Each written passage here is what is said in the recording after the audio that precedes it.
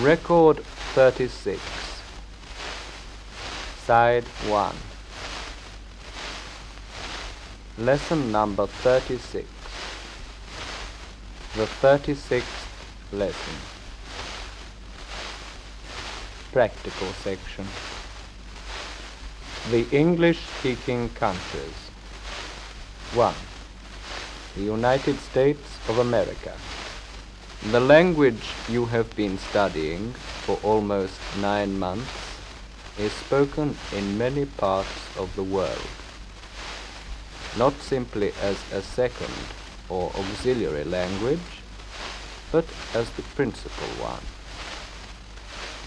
Apart from Great Britain and the countries of the Commonwealth, as well as one or two that are not, English is the language of the United States of America.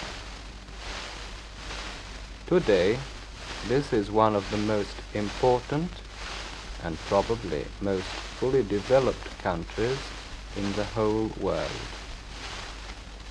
America is not an old country, historically speaking, but with its 180 million inhabitants, it has taken over the role of guide, of leader in the free world.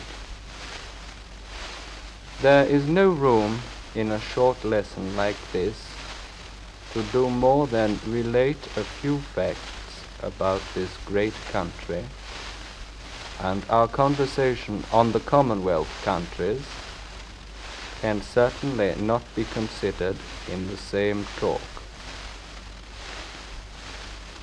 The country consists of 50 states, each of which is self-governing in internal matters.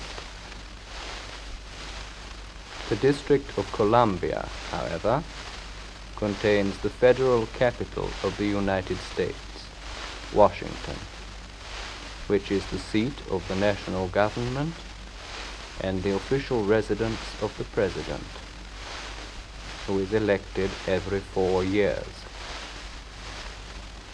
The system of government is based on the same principles as those adopted in Britain, but of course there are a great many differences due to the immense size of the country and the many different races forming its population.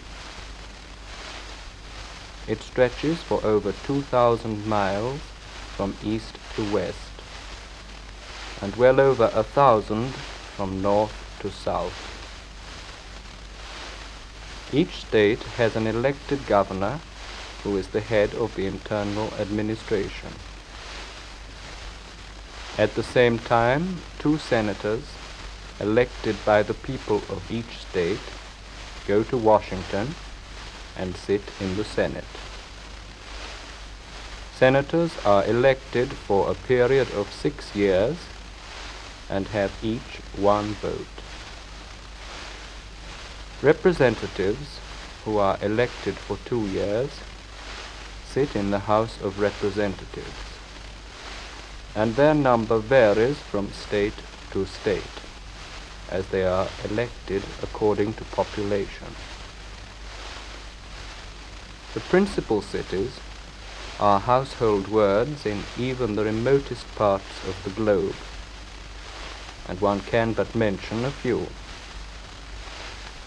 New York is one of the world's largest cities, and is famous for its skyscrapers.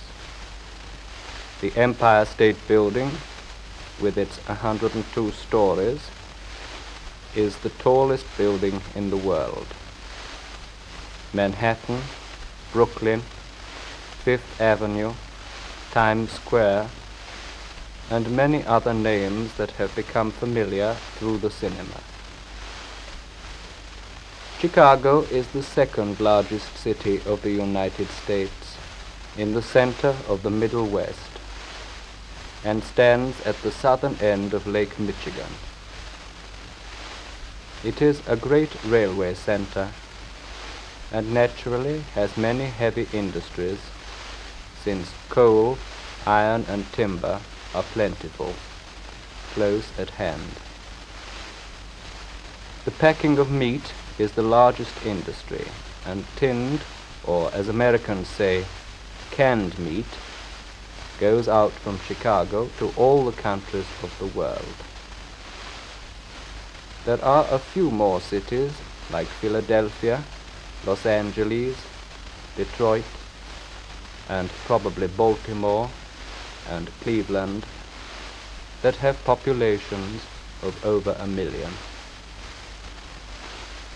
With a working population of over 17 million people, the total value of manufactured products in the United States in a year probably exceeds $150,000 million, and of this, approximately $20,000 million is exported to countries in all parts of the world. The principal manufacturing states, according to value manufactured, are New York, Pennsylvania, Ohio, Illinois, and California. But one must not forget the huge oil fields in Texas, and in the south, the cotton fields. The prairies growing immense quantities of corn, and the great fruit industry in California and Washington State, as well as a number of other western states. Let us now return to the population of the United States. Here are some interesting figures which are taken from the statistics of the last nationwide census in 1950 and serve to give an idea of the nationalities and races that work and live together in that huge country. White people, 155 million. Negroes, 18 million. Others, 1 million. We know that the ancestors of the vast majority of the Negroes reached the United States a long time ago. But what of the whites? What nationality are they? Their origin is reflected in the current figures for foreign-born population. The largest number, 1,500,000, are Italian, followed by Germans, Russians, and British. The total population is divided approximately, as shown above, as to color and race. Religion also has numerous sects and creeds, some of which are not known in Europe, even in the Protestant countries.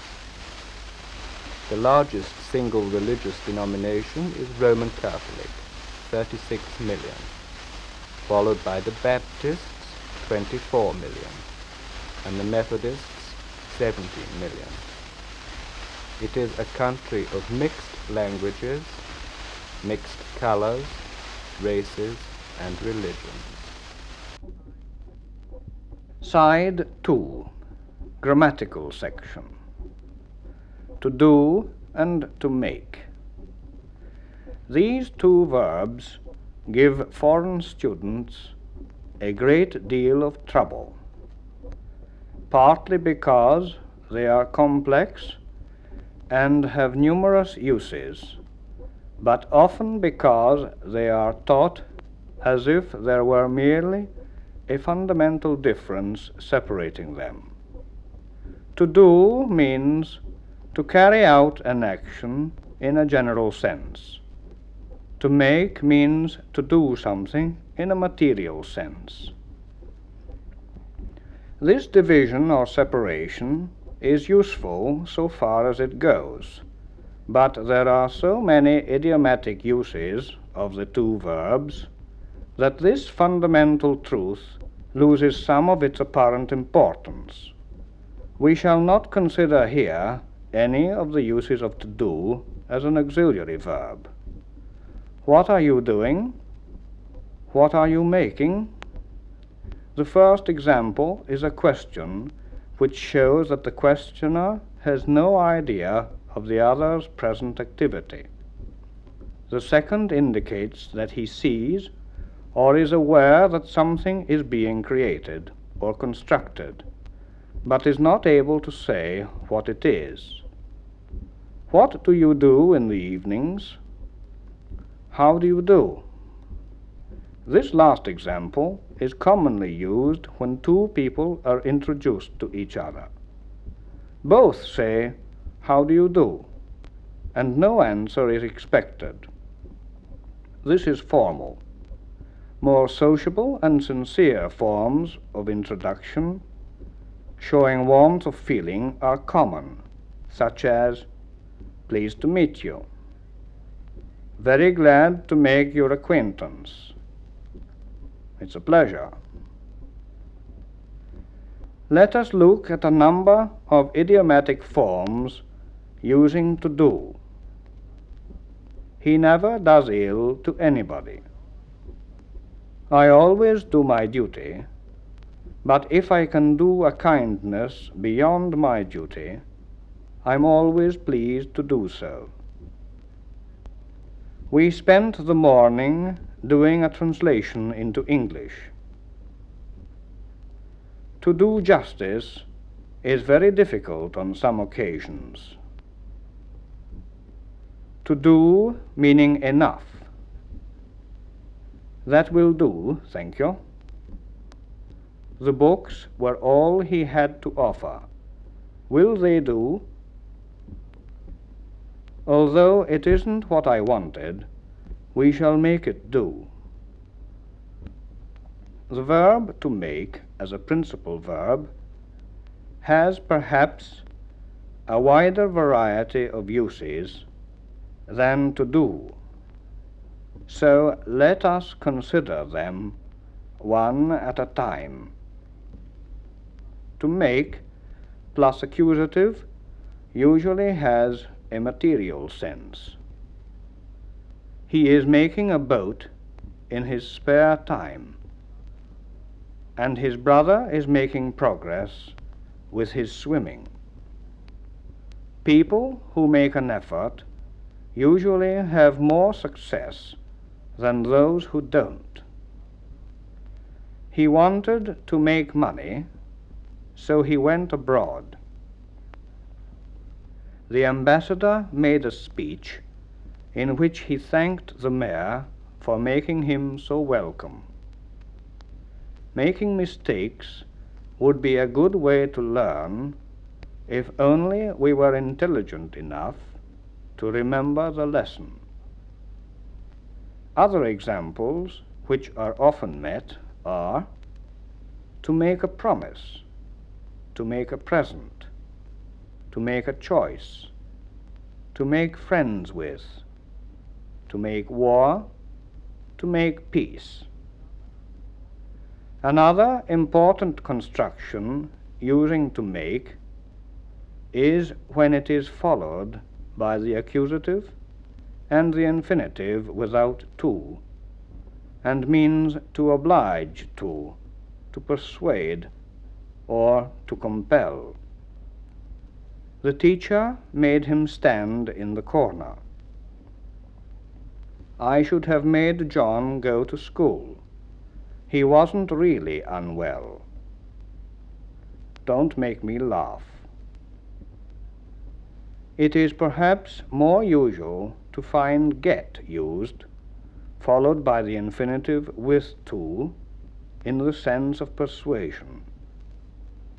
I'll get him to come.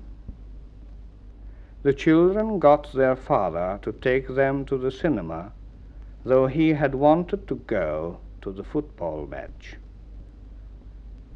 Their friends got them to lend all their gramophone records. When they got them back, most of them were ruined. To make, followed by the infinitive with to, is a passive construction. For example, compare the following. Mother made the children study before letting them into the garden to play. The children were made to study before going out with their friends. They are usually too tired to study when they come home. The student was made to apologize for his unseemly behavior. To make oneself is a reflexive verb and is occasionally found in English. It is passive in meaning and is followed by a past participle. Some people make themselves liked by everyone, while others have difficulty in making good friends. To make oneself respected, it is necessary to respect the rights of others. The noun maker derives from the verb and means one who makes. This word is often found in compounds like shoemaker, bookmaker, dressmaker. The expression made in is known all over the world. Made in Germany, made in England, made in Italy, made in Japan. Here are some further idiomatic phrases using to make. To make up for, to compensate for something. To make up, to complete, to prepare. To make a difference, to bring about a change, usually positive. To make no difference, the opposite of to make a difference. To make room, to prepare a place for something or somebody.